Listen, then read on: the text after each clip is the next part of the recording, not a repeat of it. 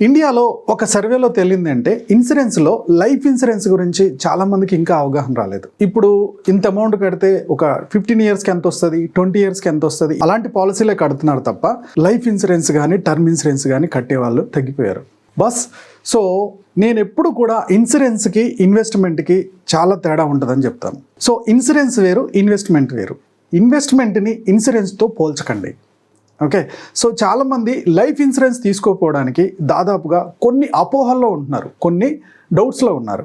ఈరోజు ఆ అపోహల గురించి మనం కొన్ని స్టెప్ బై స్టెప్ మాట్లాడుకుందాం. హలో ఫ్రెండ్స్, నేను మీ రామకృష్ణ. మన రోజు లైఫ్కి సంబంధించి, ఫైనాన్స్కి సంబంధించి, డైరెక్ట్ సెల్లింగ్ సంబంధించి చాలా టాపిక్స్ మాట్లాడుకుంటాం కదా. ఈరోజు మనం లైఫ్ ఇన్సూరెన్స్ గురించి కొన్ని ఇంపార్టెంట్ పాయింట్స్ డిస్కస్ చేయబోతున్నాం.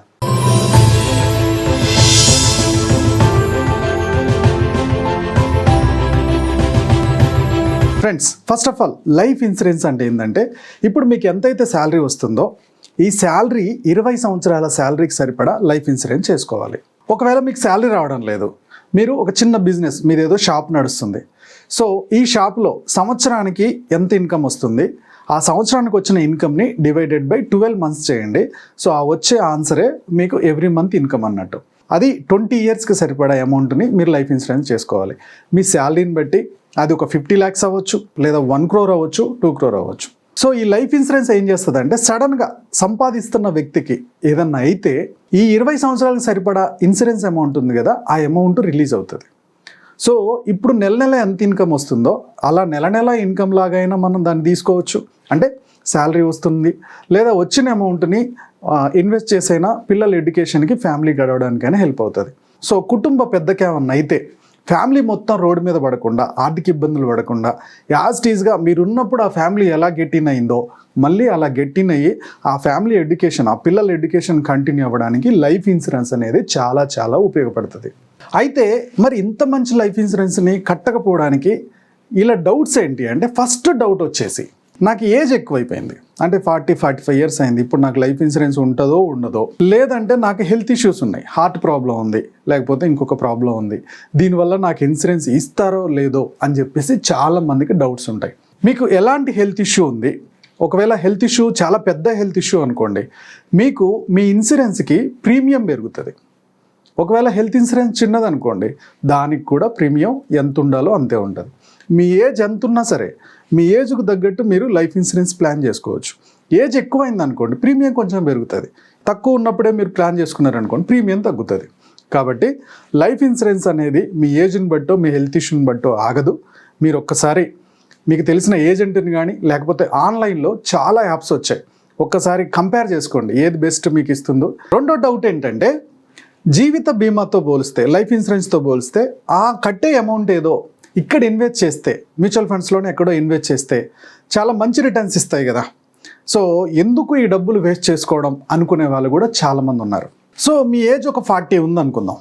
ఈ 40 ఇయర్స్లో మీరు ఒక లైఫ్ ఇన్సూరెన్స్కి వెళ్ళాలనుకుంటున్నారు. ఓకే, లైఫ్ ఇన్సూరెన్స్ నెలకు ఒక 5,000 పడుతుంది అనుకుందాం.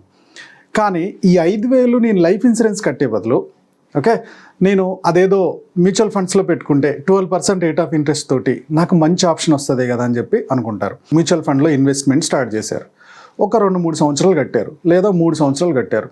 ఈ 3 సంవత్సరాల్లో ఎంత కట్టుంటారు? మహా అంటే 5,000 చొప్పున, సో 1,80,000 కట్టుంటారు. ఇంట్రెస్ట్ ఎంత వచ్చి ఉంటుంది? ఒక 25,000 వచ్చి ఉంటుంది. 2 లక్షలు వేసుకుందాం. సో అదే ఇన్సూరెన్స్ కట్టారు, లైఫ్ ఇన్సూరెన్స్. సడన్గా అతనికి ఏమన్నా అయితే, దాదాపుగా ఆ ఇన్సూరెన్స్ ₹1,00,00,000 అయితే, ఓకే, ఆ ₹1,00,00,000 వచ్చేస్తున్నాయి కదా. సో ఫ్యామిలీకి ఇప్పటికిప్పుడు వస్తున్న మ్యూచువల్ ఫండ్ అమౌంట్ ఈ 2 లక్షల హెల్ప్ అవుతుందా? సో మీ ఫ్యామిలీ కోసం కట్టిన ఆ ₹1,00,00,000 లైఫ్ ఇన్సూరెన్స్ హెల్ప్ అవుతుందా? ఒక్కసారి ఆలోచించండి. ముందు లైఫ్ ఇన్సూరెన్స్ కట్టుకున్న తర్వాత మిగిలితే ఇన్వెస్ట్మెంట్ స్టార్ట్ చేయండి. లైఫ్ ఇన్సూరెన్స్లో కట్టే అమౌంట్ ఏదో మ్యూచువల్ ఫండ్స్లోనే ఇంకొక ఇన్వెస్ట్మెంట్ షేర్లోనే పెడితే మంచి రిటర్న్స్ ఇస్తుందని మీరు ఆలోచించవచ్చు. కానీ సడన్గా ఆ వ్యక్తికి ఏమన్నా అయితే అప్పటి వరకు ఎంత కట్టామో అది మాత్రమే వస్తుంది. కానీ ఇన్సూరెన్స్ అలా కాదు కదా. కాబట్టి ఫస్ట్ ఇన్సూరెన్స్ ఉండాలి, మిగిలితే ఇన్వెస్ట్మెంట్కి వెళ్ళాలి. కాబట్టి ఇన్సూరెన్స్ వేరు, ఇన్వెస్ట్మెంట్ వేరు. ఫస్ట్ ఫ్యామిలీని ప్రొటెక్ట్ చేసుకోండి, తర్వాత మీ వెల్త్ని డెవలప్ చేసుకోండి. థర్డ్ డౌట్ వచ్చేసి పాలసీని ఒక్కరి పేరు మీదనే తీసుకోవాలని డౌట్ ఉంటుంది. బస్ పాలసీని మీ వైఫ్ అండ్ హస్బెండ్ ఇద్దరి పేరు మీద కూడా తీసుకోవచ్చు, లేదా మీకు ఒక పాలసీ తీసుకోవచ్చు, మీ వైఫ్కి ఒక పాలసీ తీసుకోవచ్చు, కిడ్స్ ఉంటే కిడ్స్కి కూడా తీసుకోవచ్చు. ఈ మధ్య అయితే కొన్ని పాలసీలు, కొన్ని కంపెనీలు ఫ్యామిలీ మొత్తానికి కూడా లైఫ్ ఇన్సూరెన్స్ ఇస్తుంది. సో ఒక్కరికే తీసుకోవాలనే డౌటే మక్కర్లే. రెండోది ఏంటంటే లైఫ్ ఇన్సూరెన్స్ కూడా ఫ్యామిలీలో అందరికీ అవసరం లేదు. ఎవరైతే సంపాదిస్తున్నారో ఆ సంపాదిస్తున్న వ్యక్తికి ఏమన్నా ఇన్కమ్ ఆగిపోతే ఆ ఫ్యామిలీ రోడ్డు మీదకి రావద్దు. కాబట్టి సో సంపాదిస్తున్న ఒక్క వ్యక్తి ఇన్సూరెన్స్ కట్టుకుంటే సరిపోతుంది. సో లేదు వైఫ్కి కూడా ఇన్సూరెన్స్ చేయాలనుకుంటే చేసుకోవచ్చు. ఫోర్త్ డౌట్ వచ్చేసి చాలామంది పడుతున్న డౌట్ ఏంటంటే, ఇప్పుడు ఒకవేళ లైఫ్ ఇన్సూరెన్స్కి వెళ్ళాము, ఓకే కట్టాను, కానీ నా తర్వాత క్లెయిమ్ సరిగ్గా ఇస్తారో లేదో, ఆ ఇన్సూరెన్స్ కంపెనీలు నా ఫ్యామిలీకి కరెక్ట్గా డబ్బులు ఇస్తాయో లేదో అని డౌట్స్ ఉంటాయి. ఓకే, దీనివల్ల కూడా చాలామంది కట్టట్లేదు. బస్ సో ఇప్పుడు మ్యాక్సిమం అన్నీ డిజిటలైజ్ వచ్చాయి. ఓకే, ఏ కంపెనీ రిజెక్ట్ చేస్తుంది, ఏ కంపెనీ రిజెక్ట్ చేయట్లేదు అనేది కూడా మొత్తం చాలా క్లారిటీ ఉంది. సో మీరు ఇన్సూరెన్స్ అప్లై చేసేటప్పుడే ఓకే మీకున్న హెల్త్ ఇష్యూస్ ఏమైనా ఉంటే అవి దాచిపెట్టకుండా మీరు కనుక కరెక్ట్గా అప్లై చేస్తే రేపు ఎంక్వైరీలో మీరు కరెక్ట్గానే కట్టారు, ఎలాంటి ప్రాబ్లం లేదు అని మీరు వాదించడానికి ఆ పేపర్స్ మీకు స్కోప్ ఉంటుంది.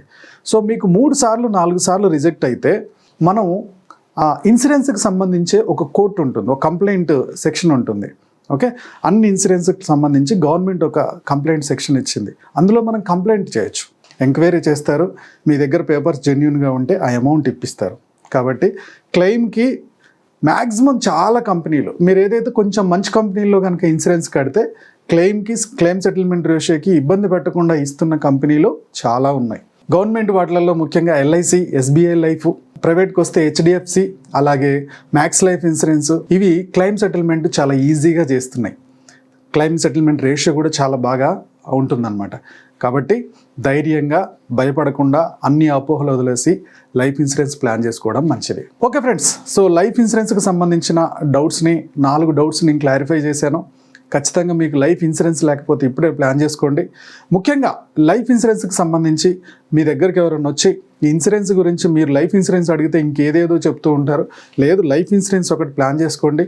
ఒకవేళ వాళ్ళు చెప్పిన ప్రీమియం, వాళ్ళ బెనిఫిట్స్ కరెక్టా కాదా అని ఆన్లైన్లో ఇంకా బెస్ట్గా ఇచ్చే కంపెనీస్ ఏమైనా ఉన్నాయా కంపేర్ చేసుకోండి. అన్నీ కంపేర్ చేసుకున్న తర్వాత బెస్ట్ వన్నే సెలెక్ట్ చేసుకొని ముందుకెళ్ళండి. ఈ టాపిక్ మీకు నచ్చింది అనుకుంటున్నాను. నచ్చినట్టయితే లైక్ చేయండి, కామెంట్ చేయండి, షేర్ చేయండి. మా యూట్యూబ్ ఛానల్ చూస్తున్నా మా వ్యూవర్స్, మా సబ్స్క్రైబర్స్ లైఫ్లో ఎప్పుడు కూడా గొప్పగా స్థిరపడాలని కోరుకోవడంలో మా మనీ మంత్రం ముందుంటుంది. Go self made.